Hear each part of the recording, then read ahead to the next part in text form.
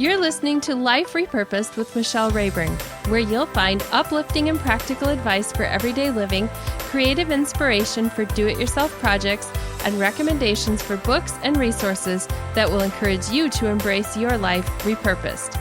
I'm your host, Michelle Rayburn. Hello, my Life Repurposed friends.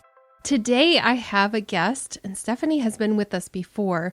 Today she's coming back to talk about Christmas. So we're going to be talking about how different it is right now to be navigating through a holiday season without the reassurance of our traditions, our gatherings, all of those things because of the reality of COVID-19.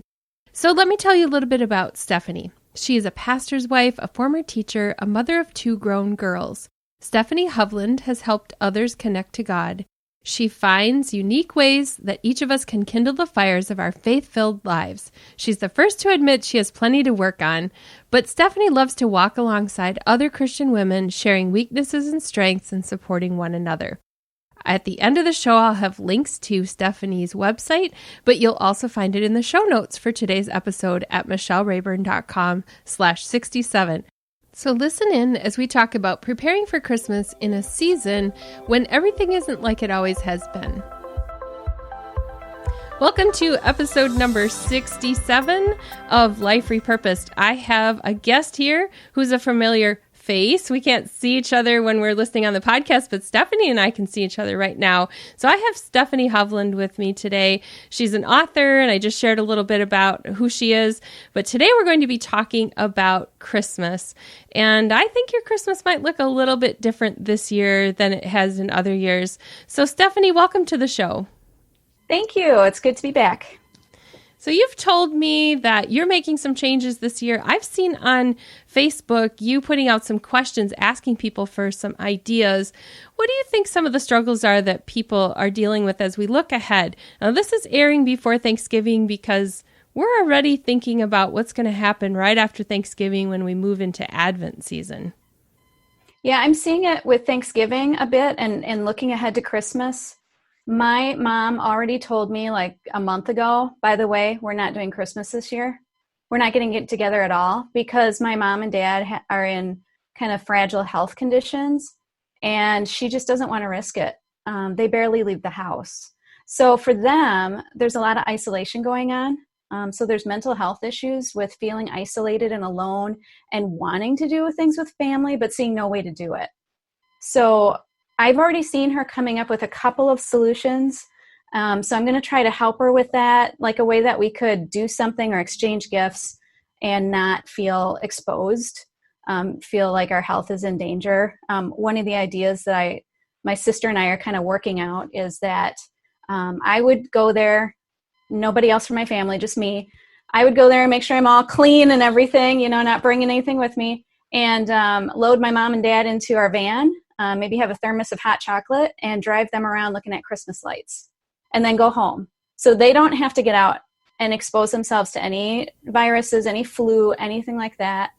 And they get out of the house for a little bit. So I think the isolation, the feeling of I want to travel, I've been feeling that even though I get out of the house more than my parents do. I still feel like traveling, getting away. And yet if you get away, where do you go? What do you do? Everything has changed. And and then for me, I want to go out and do something, but I don't want to accidentally bring something to my parents' house. Right. And I know some other people who have lost their jobs, whose businesses have gone under. And I don't think this is the first time they've been having financial issues, but it seems more impactful this year. It is all compounded. Yeah. And I think that we kind of think that sometimes extra gifts or extra whatever will help us get through the other stuff. Mm-hmm. And so if you can't get together with your family, you can't spend a bunch of money on stuff that makes you feel good. What is there? Like everything is adding up to being an isolated, kind of devastating holiday. I do think though, that a lot of people have been in similar situations, maybe at separate times in their life, like maybe they were hospitalized one holiday, or maybe they were in financial kind of despair another holiday, and they made it through it because they knew it was temporary. Mm-hmm. And I think sometimes we forget that. Like we forget that we were there and that we made everybody homemade jelly one year and that was our gift, you know? But what's different this year is that we're all experiencing some degree of this. So in the past, I've observed people who have gone through that. They've had a surgery or a health setback or something that's happened. It's very lonely for them because the rest of the world is moving forward and they're alone at home or isolated. Now we all have some degree of this. So I feel like it's a collective sadness that I'm seeing in people versus one, like we all need the emotional support. So where do we turn to get that emotional support? One friend might be struggling with isolation because they're an extrovert and another is an introvert, all those different factors that come into play. I was just thinking we could be a community about this, though. If we're all in that same situation, why don't we get creative together? Exactly. That's part of the reason I reached out on Facebook to my friends, because I'm like, why don't we get creative together? I know there's a fatigue, like a Zoom fatigue. So Zooming over Thanksgiving dinner might be a solution for some, and others are going to be like, no, I can't stand another minute on there. Right. But we can get together and do this together because we all are in the same boat. So why not, generate some new traditions, some new ideas, and help each other through it. Yeah, I like that. Instead of saying, I can't do this, I can't do that. And then we're so focused on what we can't do and we miss all of the things that we can do that make it even more meaningful. So last year, my kids, we just talked before Thanksgiving about what we're going to do at Christmas. And we had all decided we were not going to do any gifts that year. So we didn't. We didn't open any gifts on Christmas Day when we were together. We enjoyed a meal together, hung out. And then a few months after, we did go away for a weekend to a cabin and just hung out. And we paid for that as our kind of a Christmas gift for them. But now it's different. We can't do that. But let's talk about your story a little bit and how you've also experienced some changes in the traditions and the gift giving. Yeah, I used to be very, very do-it-all kind of person. I don't know that I did it well, but I tried to do more and more and more. And one of my old bad habits was if I'm feeling overwhelmed, I should do more. Like, I can't explain why that made sense to me, but it really did. I think it was the newness of a new project. So if I'm stressed out because I don't have all the Christmas gifts bought, let's make gingerbread houses from scratch, stuff like that. And I would just add. Well, I was at that time, my kids were of the age where they were doing sports. I was teaching at a school that was 30 miles away from my house. So we had a little commute back and forth every day. I was teaching very long hours. I was very stressed out by my job. I was also the only church musician at our church. We had a very small church where my husband was the pastor, and I was the only one who did music. So I had to be there for every service, no matter what. And when Advent comes in a ministry family, you just feel stretched more. So I was stretched more and more and more and more. And the one Christmas, I didn't go on strike. It's going to sound like that, but I didn't. I just had it. I could do no more. I'm sure I was clinically depressed, but I was so stressed out that I just couldn't do it. I mean, I was like weeping because I couldn't even find the energy or the will to put up the Christmas tree. Yeah. It was a very frustrating tree, by the way. So there was that. I couldn't imagine the struggle of trying to put that tree together again. But I just couldn't do anything. And I told my family, I said, I'm sorry. We had gotten all the way close to Christmas when by then I'd usually had some decorations up, some little scenes set up, the Christmas tree up, presents under the tree, some cooking done, and I had done nothing. And I told them, I'm sorry, but I just can't do anything. I said, I can't do anything. We're not doing anything this Christmas, except for I had already bought the girls a couple of presents. So it's not like they didn't get anything. But no tree, no extra cooking, nothing. And the year before that, I had gone the opposite. I had gotten so stressed out that I made a table full of baked goods. We had enough cookies and cake and pies to feed the whole neighborhood. And it didn't work either. So I had one of excess and one of nothing. And I just crashed. And they weren't mad at me. They were concerned. Mm-hmm. And after it was done, I'm sure we watched a few Christmas movies. I don't remember what we ate. Could have been pizza. I don't know. But we got done with it all and we talked about it. We sat down a couple weeks later and we said, what did we really miss? Like, what made it feel like it wasn't Christmas? Well, we went to church together. That was a given. So we really had what we in our family valued. We had Jesus. But we found that we really missed the tree. We wanted the tree to be up. Even if it had no ornaments on it, just a tree with lights, we were good. And we did really like at least one present apiece. There was something about giving presents and receiving that we like. But we didn't need to travel to family. We didn't need family to come. We didn't need 15 different kinds of cookies. We just needed a few things. So we picked, 2 or 3 things that we said, okay, next year we focus on that. And if we do extra, that's great. But if we don't, we're good. Last year I didn't actually put up the tree either. I just didn't. Sometimes I do just put one up and get lights on. I did it every year when the kids were home, and we're both empty nesters now. So it was a lot more fun when the kids were helping with the decorating. Once it became my responsibility to put the ornaments on, there was that conversation of the fun of talking about the silly ones that we used every year. It was just me putting those up, and it just wasn't the same.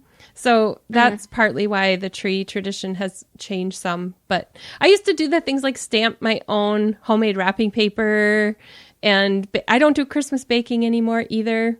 I feel like my mom brings one plate over during the season at some point. That's enough. That's enough treats for us. Yeah, I used to send stamped cards. I'd start them in the summer. Yeah. Yeah, I don't do that. Have you mailed Christmas cards in the last few years? A couple years ago, I sent some just to a select few people. That was it. Yeah, I didn't get around to them. I bought some on clearance a couple of years ago, and they're still in my Christmas box. I get them out every year thinking I'm going to write them out, and I don't. Instead, I have been more intentional about reaching out to people.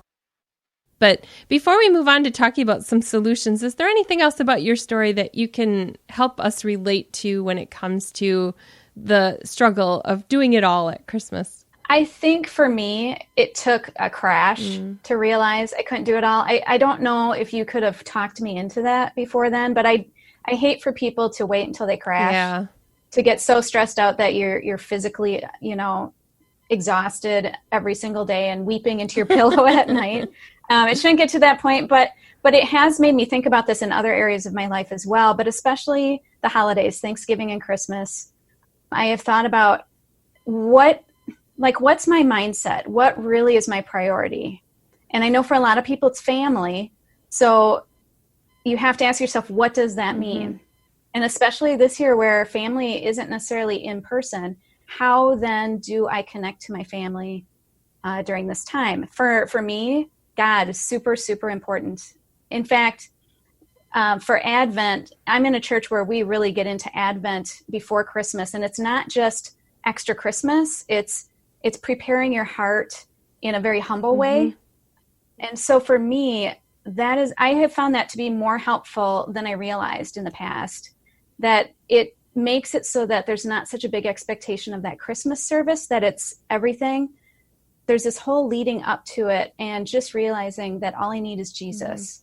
So that if I fail in another part, Christmas baking or whatever, I don't really feel like a failure. We can laugh at it because there wasn't so much pressure to be the perfect baker, and just realize, well, if I have Jesus, then that's great.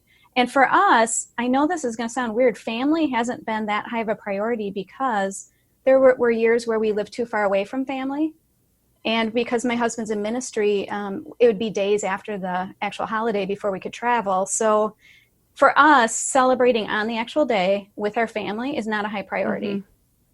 But checking in with them and connecting with them sometime within that time period is. But it's not the same as it would be for other families. So I think just to ask yourself, what is truly important? And then ask yourself then, everything that I do, all those things, how do they relate to what's important to me? Because if they're not related, maybe I need to try letting them go this year and see what happens. Yeah. So tradition is something that a lot of people value. In our family, we haven't had some of the traditions because some years we're doing one thing or some years another. I was one of the only piano players for a long time in the 2 churches that we were part of as we were raising our kids. So it was not uncommon for us to come home after the Christmas Eve service and know we had to be back the next morning for another service. And so our Christmas celebrations were different, or we just had frozen snacks that we warmed up in the oven or something like that.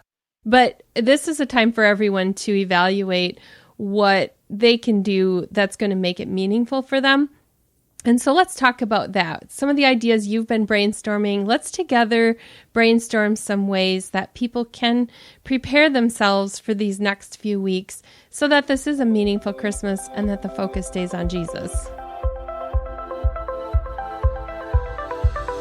So as we think about that, I think about how in the past as a speaker for Christmas teas and stuff like that, we have these Jesus is the reason for the season cliche kind of things, or we talk about the real meaning of Christmas.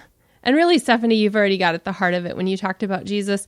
But I think we take that in sort of a Hallmark movie direction in thinking about the real meaning of the season and expect that there's some sort of magical thing that's going to happen. We have to intentionally be prepared for the coming of Christ. So what are some things you've done that have made this meaningful in your family? Well, we've done different things over the years, and some years, different things worked better than others. But one thing we do or have done is an Advent wreath with the 4 candles on it, and it corresponds to the one that we have at our church. And there's a devotion booklet that usually goes with it. Now, I've picked up different devotional resources over the years, but if we can sometimes, when our own family devotions don't gel like they should, we still somehow can pull it together for some of the Advent ones because it's a shorter season than the whole year and it's special. So that to me is a good way to do it because your mind gets in that prep kind of thing. And we also like to think about some of the traditions our families have done and sometimes do them before Christmas. So on my husband's side, they like lefse. And I had never even heard of that before I was engaged to him. So we'll have lefse for Thanksgiving. We might have lefse some other time during Advent or Christmas. But one thing we do is we don't tie everything to that specific Christmas date. And we try to spread things out and so on. I think there's just a lot of pressure for Christmas Day or Christmas Eve. And like you said, the magical thinking, like, if I have just the right presents and I have just the right this, and we go to church at the right time, when my kids were little, the chance of everything working out to even get to Christmas service on time, I can't even imagine. But we put so much pressure on that one day. So why not spread it out? And we think it's going to be snowing when we come out of church and we ride away in a sleigh or something. Yes. And I have actually walked out of one of the Christmas services and it was snowing gently. Too. Yeah, so we can think about preparing spiritually, and that helps us to keep our focus in the right place. Another way that we have to prepare is to be thinking about what are we going to do different if we can't gather. And I'm using the word can't because we can't, but I don't want to be focused on can't. So let's think of what we can do. Yeah, for my family, like I said, we're still working it out.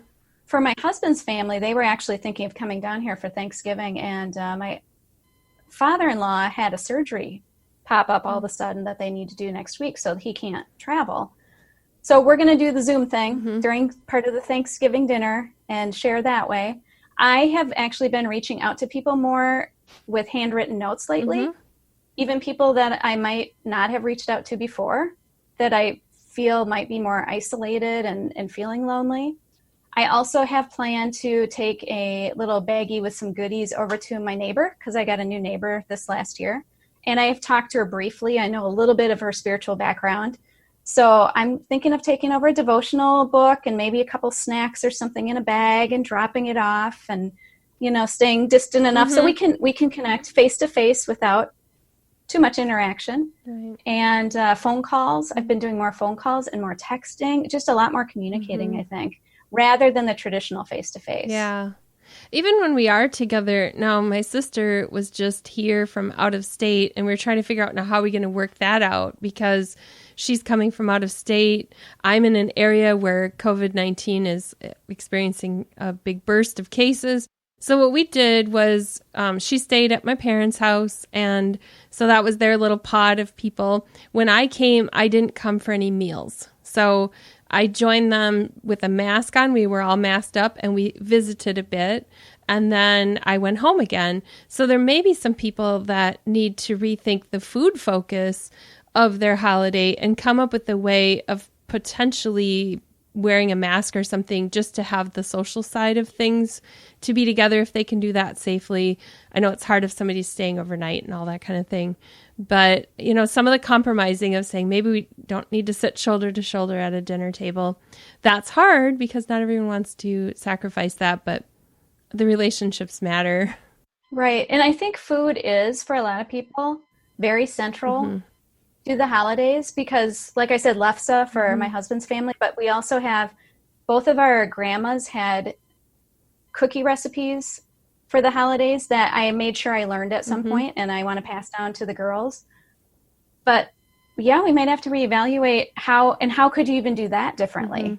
Could you send something through the mail? Could you make up a goodie plate that goes home with somebody instead of sitting around the table eating it together? Yeah, I think we need to be creative in our thinking instead of focusing on wanting it to be the same. We all want things to be the same as they always are. But if that's not prudent, and I'm a person who is always thinking about the rules, and so I'm always thinking about a way that we can work within the rules. And I know that's hard because sometimes it's annoying when people like me say, oh, I don't want to do it the traditional way. We're navigating a lot of new things this season. There are some resources that Stephenie wants to share with us that maybe can help us figure out how to plan Christmas, how to prepare our hearts. So what I'd like to do first is talk about your devotionals, because Stephenie has written some Advent devotionals. Would you tell us a little bit about those?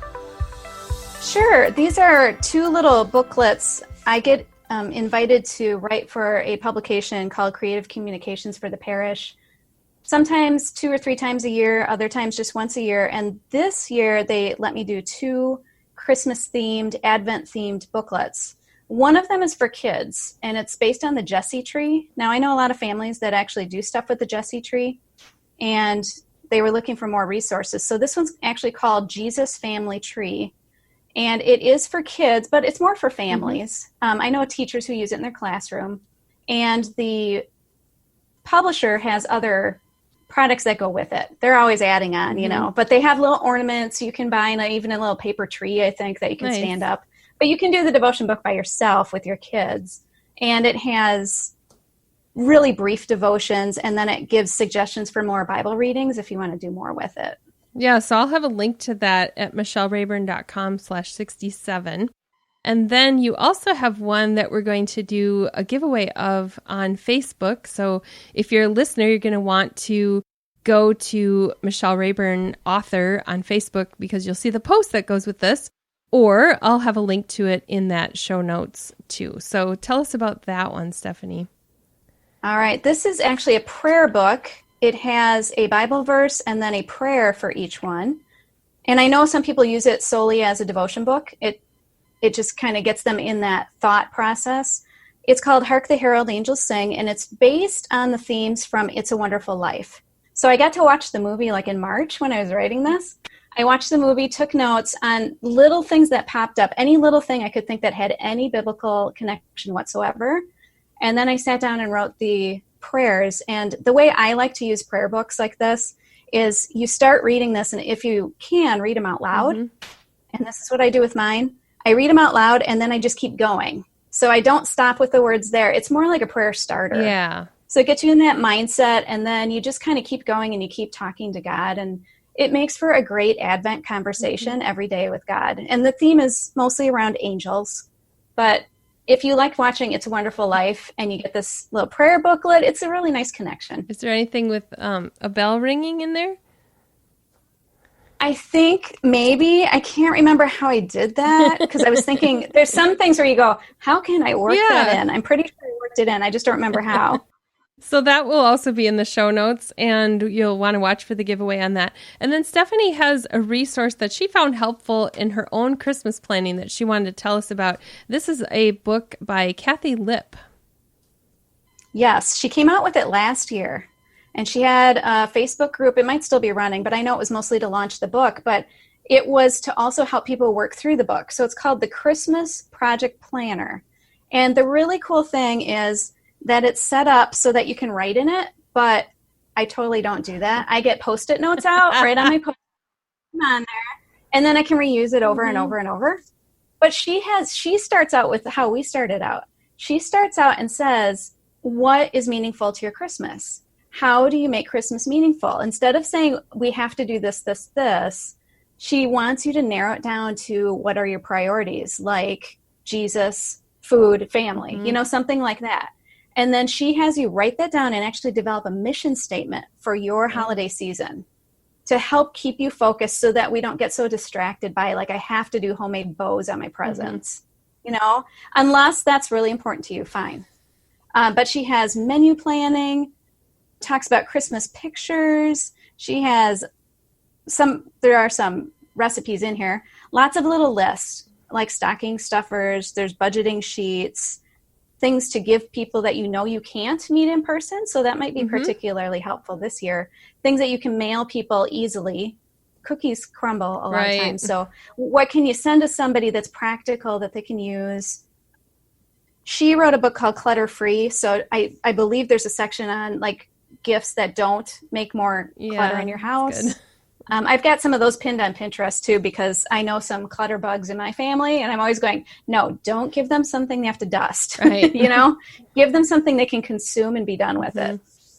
So I found it really helpful last year. I didn't work through the whole thing, but I did go through certain sections, and they gave me ideas of how to just stay focused on what really matters. I think that's my biggest takeaway from our conversation today, is that idea of looking at like those top 3 of what really matters and focusing on that, because that's going to be different for every listener. So if we focus on those, then we have to get creative within that. So if family's the most important, then we have to figure out creative ways of still having that family time, maybe not in the same way. If decorations are important, figuring out, how can I do that without going shopping or without burning myself out, or, there's different things in each person's list. And for me, I think the mission statement thing is actually helpful to think about too, because I think it would keep my focus in the right place. Something I need too for myself, that I don't know if it would fit in that whole idea that well, but I don't like doing the same thing over and over. Like I need creativity. I found this when I was teaching. I could never teach the same lesson the same way twice. I just need creativity. So for me, I can stick to some of the same stuff I've done before and just change it up and say, how can I make, like this year for Thanksgiving, we have been going to our in-laws in the past, which was nice. I go there and just crash and let them cook everything. But now we were going to host it here, and it's going to be very limited. It's just my daughter and her fiance that are coming. But I'm buying a fresh turkey instead of a frozen one. And so that's like my big, huge thing. And it all of a sudden it makes it fun and challenging again, even though I haven't changed anything major. Yeah. So for Christmas too, you could take something you've always done and say, how can I freshen it up? How can I change it up? And how can I work within my budget and within my means to make it work? And sometimes just the slightest change for me is all I need. Where can people find you online? Because I know you're putting together some of these ideas. And if someone wants to get more, can they find you on social media, or are you blogging? I have been posting some articles, and I'm due to post some more soon. On my website, StephenieHovland.com. I am on Facebook. I have a personal account and an author account. I'm on Twitter, but I don't get on there very much. But I will notice if you reach out to me there. It's at Steph Hovland there. I'll put a link in the show notes to your website and your social media, because there might be people who want to continue the conversation. I also have a new Life Repurposed community on Facebook where I ask some questions after each episode posts. So I'll start a discussion there for any listeners who want to find Life Repurposed, the Facebook group, and we can ask some questions. And if I can't find answers, I'll ask Stephenie to join us and give us some ideas. I think that's a great idea. I like the idea of that group. So yeah, thank you for being with me. Is there anything else you'd like to leave my listeners with today as we think about Christmas? I just want them to not be stressed. Like take something off your plate. There's so many stresses right now we can't control. So let go of something that you are able to control, just to make life a little bit easier this year. That's great advice. Thanks again, Stephenie, for coming back to Life Repurposed. Thank you. I hope you enjoyed that conversation with Stephenie as we talked about how we can repurpose our holidays and really change our mindset in a way that we can anticipate a wonderful holiday season, even though it's different than other years. If you enjoyed our conversation and you're looking for more practical tips, I'm going to be back next week talking with some of those that I've gathered from social media, from friends, just some ways that other people are finding a life repurposed as they walk through the next couple of weeks of the holiday season without all of the same traditions that we've always had. So I hope you'll be back next week to get some more ideas for how you can celebrate your holidays and how you can make it fun and creative, even if there are some limitations on what you usually do. Have a great week, and I'll see you next time. You've been listening to Life Repurposed with Michelle Rayburn. Check out tips, resources, and inspiration at michellerayburn.com. I'd love it if you would subscribe to the podcast on your favorite platform, Apple Podcasts, Google Play, iHeartRadio, or Spotify. I'd also love it if you would like, review, and share the information about this podcast with your friends. Thank you so much for listening.